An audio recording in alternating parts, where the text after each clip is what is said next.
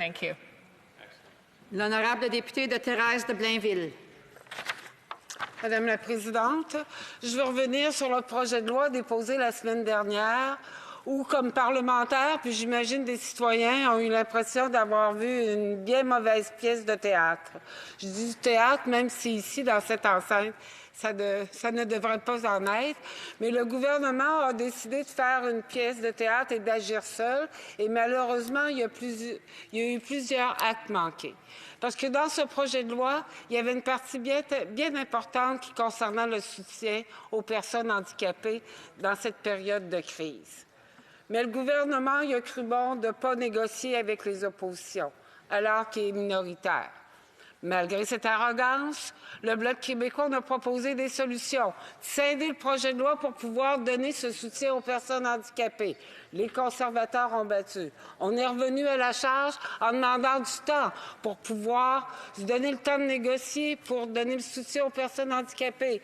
Le gouvernement a battu la motion. On a demandé, est-ce qu'aujourd'hui, on puisse revenir en Chambre, qu'il y ait un rappel pour qu'on puisse voter cette partie du projet de loi concernant le soutien aux personnes handicapées? On n'a toujours pas de son, pas d'image.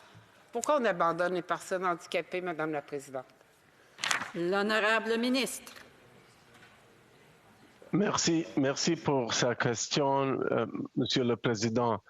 We know this pandemic has deeply affected the lives and health of all Canadians and has disproportionately affected Canadians with disabilities in particular. From the very beginning, we've taken a disability-inclusive approach to our emergency response to ensure Canadians with disabilities get the support that they need. That is why we announced a one-time payment of $600 for persons with disabilities to address these expenses. This will go a long way to help Canadians with disabilities. We encourage and urge all the parties in the opposition to support this measure. We're confident that this measure, along with other investments, will benefit Canadians with disabilities, and we hope to get the support of the other parties very soon. L'honorable députée de Thérèse de Blainville, Madame Chabot. Je nous rappelle que cette mesure n'a pas été adoptée, Madame la Présidente, parce qu'on ne nous a pas permis de le faire. On a mis dans un projet de loi un peu fourre-tout une mesure d'aide pour les personnes handicapées. On a tenté ici de se donner les moyens en Chambre pour offrir le soutien.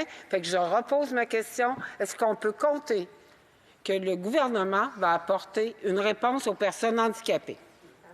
The Honourable Minister.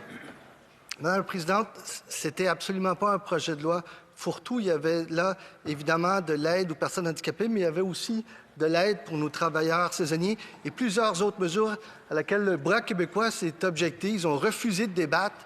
Et lorsqu'on a scindé le projet de loi, Madame la Présidente, les conservateurs ont refusé de le faire. Et c'est pour ça qu'il n'y a pas de projet de loi actuellement. Et c'est très malheureux.